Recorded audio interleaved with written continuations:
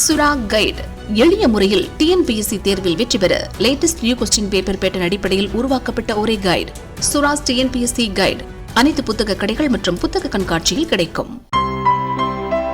இனிமே கண்ணை மூடிட்டு கடலை எண்ணெய் வாங்கலாம்.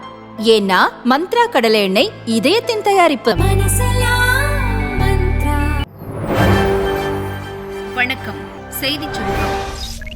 அரோகரா, ஓம் நமச்சிவாய. கோயில்களில் பக்தி பரவசம்.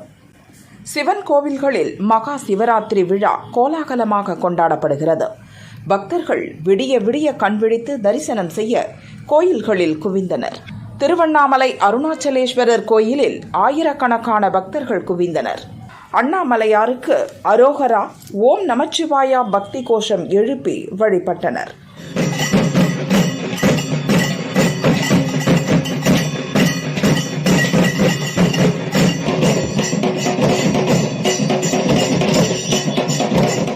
தஞ்சை பெரிய கோவிலில் பெருவுடையாருக்கு சிறப்பு அபிஷேகங்கள் செய்யப்பட்டது. தொடர்ந்து பரதநாட்டியம் கலை நிகழ்ச்சிகள் நடத்தப்படுகிறது. சிதம்பரம் நடராஜர் கோயிலில் சிவராத்திரி சிறப்பு பூஜைகள் நடத்தப்பட்டது. பூஜைகளை தொடர்ந்து நாட்டியாஞ்சலி விழா நடந்தது.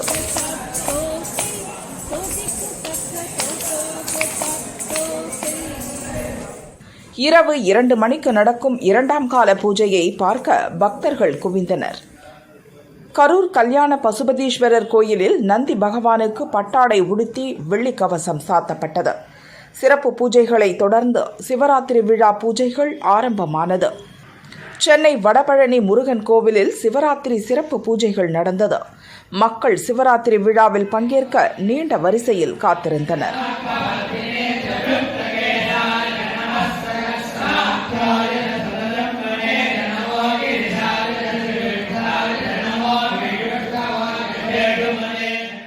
சேலம் பொன்னம்மாப்பேட்டையில் 5008 வலம்புரி சங்குகளை பயன்படுத்தி சிவலிங்கம் உருவாக்கி சிறப்பு பூஜைகள் நடந்தது. சேலம் ஆத்தூர் கைலாசநாதர் கோவிலில் சிவராத்திரி சிறப்பு அபிஷேகம் நடந்தது. மக்கள் கோயில் வளாகம் முழுவதும் குவிந்திருந்தனர். திருவள்ளூர் பொம்மியம்மாள் சமேத முக்தீஸ்வரர் கோவிலில் 41 அடி உயர சிவலிங்கத்துக்கு ராட்சத கிரேன் மூலம் 1008 பால்குட அபிஷேகம் நடத்தப்பட்டது.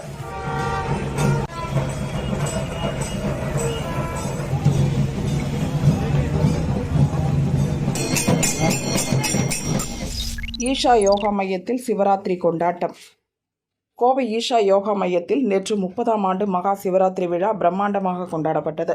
துணை ஜனாதிபதி ஜக்தீப் தன்கர் தன் மனைவி சுதேஷுடன் கலந்து கொண்டு மகா யோகா யக்னா தீபத்தை ஏற்றி மகா சிவராத்திரி விழாவை துவக்கி வைத்தார். இவ்விழாவில் தமிழக governor Ravi, Punjab governor Banwarilal Purohit, Tripura governor Indrasena Reddy, மத்திய இணை அமைச்சர் முருகன் உள்ளிட்ட பலர் கலந்து கொண்டனர். விழாவில் பேசிய ஈஷா அறக்கட்டளை நிறுவனர் சத்குரு, இது 30ஆம் ஆண்டு மகா சிவராத்திரி விழா.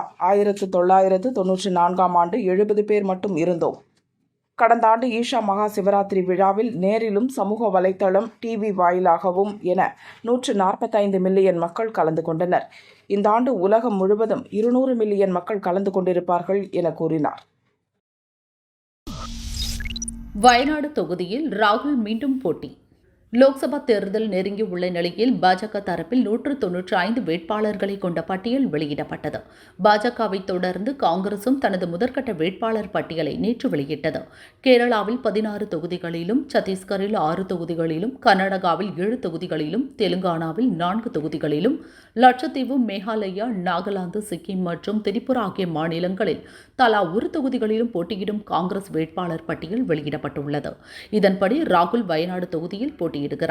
கே.சி. வேணுகோபால் கேரளாவின் ஆலப்புழாவிலும், சசி தரூர் திருவனந்தபுரத்திலும் போட்டியிடுகின்றனர். சத்தீஸ்கர் முன்னாள் முதலமைச்சர் பூபேஷ் பாகல் ரஜ்னத்கோண்ட் தொகுதியில் போட்டியிடுகின்றார். 3 தொகுதி கேட்ட திருமா திமுகவிடம் மடங்கியது எப்படி? லோக்சபா தேர்தலில் திமுக கூட்டணியில் 3 தொகுதிகள் வேண்டும். அதில் ஒன்று பொது தொகுதியாக இருக்க வேண்டும் என்பதே திருமாவளவனின் பிரதான கோரிக்கையாக இருந்தது. அந்த பொது தொகுதியை பிப்ரவரியில் கட்சியில் சேர்ந்த லாட்டரி மார்ட்டின் குடும்ப உறுப்பினரான ஆதவ் அர்ஜுனாவுக்கு வழங்க திருமா திட்டமிட்டார். ஏற்கனவே அவருக்கு கட்சியின் துணை பொதுச் செயலாளர் பதவியும் வழங்கி அழகு பார்த்தார். அவருக்கு பதவி வழங்கியது விசிகவின் 2ஆம் கட்ட தலைவர்கள் சிலருக்கு பிடிக்கவில்லை. இதையடுத்து வேளச்சேரி தீர்மானமும் ஆதவ் அர்ஜுனா நியமனமும் என்ற தலைப்பில் அறிக்கை வெளியிட்டு கட்சியில் எழுந்த எதிர்ப்புகளை சமாளித்தார். தொகுதி பங்கீட்டில் ஆதவ் அர்ஜுனாவுக்காக 3 சீட் மீண்டும் மீண்டும் கேட்போம், அதுவரை அறிவாலயம் பக்கமே எட்டி பார்க்க மாட்டோம் என திருமா பிடிவாதம் பிடித்தார். 2 முறை அறிவாலயம் வருவதாக கூறிவிட்டு வராமல் டிமிக்கி கொடுத்தார். திமுகவின் தொகுதி பங்கீட்டு குழுவில் இருந்த மூத்த அமைச்சர்கள் சிலர் இதனால் அதிருப்தி அடைந்தனர். விசிகாவை கழட்டிவிட்டு பாமகவை சேர்த்து விடலாமா என ஆலோசித்தனர். விசிக 2009 நீடிக்கிற கட்சி, அதை வெளியேறவிடக்கூடாது என முதல்வர் ஸ்டாலின் மட்டும் உறுதியாக இருந்தார். இந்த சூழலில் திருமா கேட்கும் தொகுதிகளை ஒதுக்கி தர தயாராக இருப்பதாக அதிமுக தரப்பில் தூது அனுப்பப்பட்டது. ஸ்டாலினை சந்தித்து பேசிய பின் தான் முடிவெடுப்பேன் என திருமாவும் உறுதியாக இருந்தார். சந்திப்புக்கு ஸ்டாலினும் நேரம் ஒதுக்கி தந்தார். அப்போது உங்கள் கட்சிக்கு தனி தொகுதி ஒதுக்கி உள்ள போது பொது தொகுதி எதற்கு? உங்களுக்கு கூடுதலாக கொடுத்தால் மற்ற கட்சிகளும் கூடுதல் தொகுதி கேட்பர். அதிக தொகுதி தர மனம் உள்ளது, ஆனால் தொகுதி இல்லையே. சட்டசபை தேர்தலில் பார்த்து கொள்வோம் என ஸ்டாலின் சமாதானமாக பேசியுள்ளார். ஆதவ் அர்ஜுனா எங்களுக்கு பொருளாதார ரீதியில் நிறைய உதவிகள் செய்துள்ளார், அவருக்கு சீட் கொடுப்பதாக உறுதி அளித்துவிட்டோம் என திருமா விடாப்பிடியாக கூற, பொருளாதாரம் தான் பிரச்சனை என்றால் அதை திமுக சரி செய்யும் என ஸ்டாலின் உறுதி கொடுத்து பேச்சுவார்த்தை முடிவுக்கு வந்தது. இதையடுத்து வேறு வழியின்றி ஸ்டாலின் விருப்பத்துக்கு விசிக சம்மதித்ததாக அக்கட்சி வட்டாரங்கள் கூறுகின்றன. 40 நிமிடத்தில் 10 லட்சம் பேர் விஜய் கட்சி செயலி முடங்கியது. நடிகர் விஜய் பிப்ரவரி 2ஆம் தேதி தமிழக வெற்றிக் கழகம் கட்சியை துவங்கினார். கட்சி சின்னம் மற்றும் கொடியை இறுதி செய்வதற்காக நிர்வாகிகளுடன் ஆலோசித்து வருகிறார். தமிழகம் முழுவதும் 2 கோடி உறுப்பினர்களை சேர்க்க தமிழக வெற்றிக் கழகம் இலக்கு நிர்ணயித்துள்ளது. அதன்படி கட்சி உறுப்பினர் சேர்க்கை இன்று தொடங்கியுள்ளது. கட்சியில் சேர்வதற்கான உறுப்பினர் சேர்க்கை செயலியை விஜய் அறிமுகம் செய்தார். கட்சியின் முதல் உறுப்பினராக அவரை சேர்ந்தார்.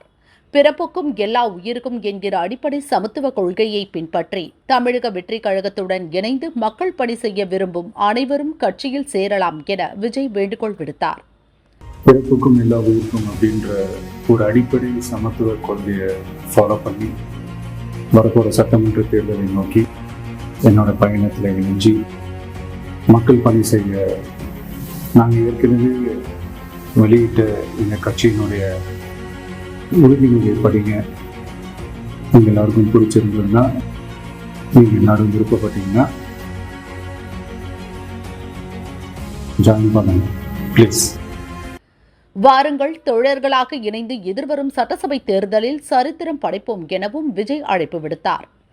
உறுப்பினராக இணைவதற்கான லிங்குகள், QR கோட் ஆகிய விவரங்களை தமிழக வெற்றிக் கழகத்தின் சமூக வலைதளங்களில் வெளியிட்டனர்.